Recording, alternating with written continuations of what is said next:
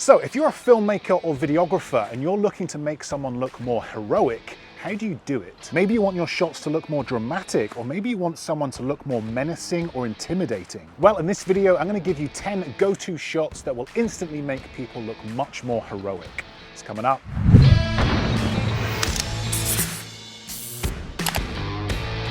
Hey everyone, Steve here from Learn Online Video, and today we're back in the city. We've got Luke. He is going to be the subject of today's video, and the aim of the game is to make Luke look much more heroic, powerful and dominant using cinematic camera movement. I'm going to show you 10 shots as well as how to shoot them, and then at the end of this video I'm going to edit all 10 shots into a sequence using music, color grading and sound effects to see what results we get. A big thanks to ZHIYUN for sponsoring this video. I'm going to be shooting everything on the Canon R6, a 16 to 35mm lens and the all-important Crane 4. This is an absolute beast of a gimbal, perfect for these types of shots, but as always I will link this entire setup in the description below.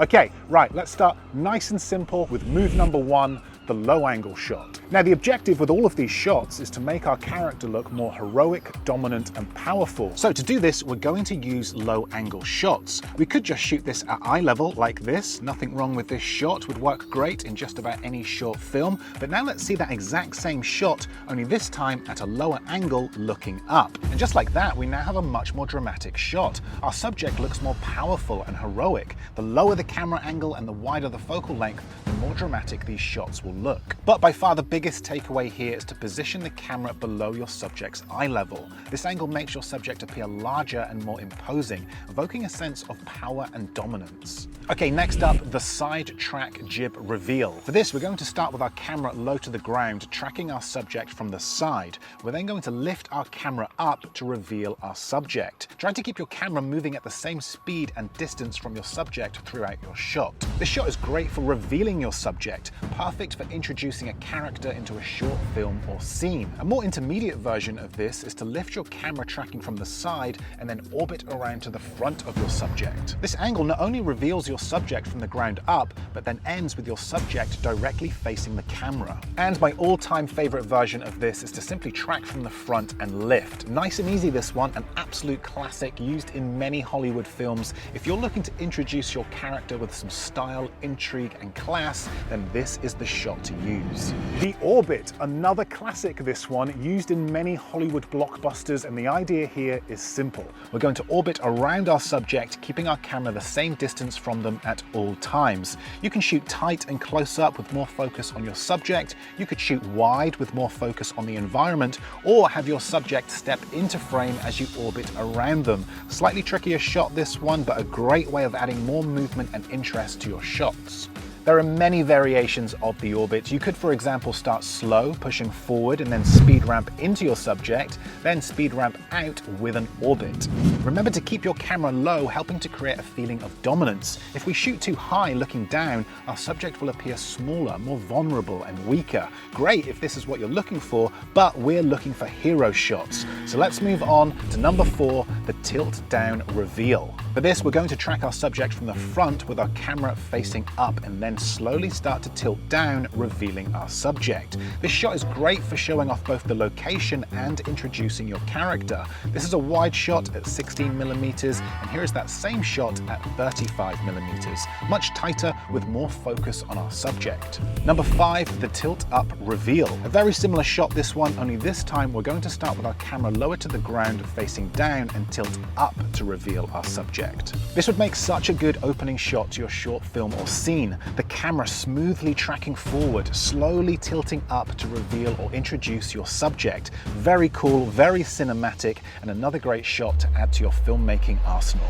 The soft focus reveal, a little different this one because we're going to shoot this shot in reverse. We're going to start on a close-up of our subject with their face in crisp focus. We're going to hit record, hold for a few seconds, and then slowly start to walk backwards, keeping our subject in the center of frame. Keep walking backwards until your subject is completely out of focus. Now, when we reverse this clip, we get a smooth shot pushing forward with our subject out of focus, creating more mystery and intrigue. And as we get closer, we gradually reveal our subject, perfectly hitting our mark with sharp focus. To add more drama and pace to this shot, try speed ramping into your subject using sound effects. the Follow Jib Reveal. Okay, getting a little bit more creative with this one. For this, we're going to attach our gimbal to an extension pole or monopod. This will help replicate much more cinematic movement by getting our camera higher off the ground. For this shot, we're going to start with our camera low, tracking our subject from behind. Walk a good 10 paces and then slowly start to lift the camera up over your subject's head as high as it will go.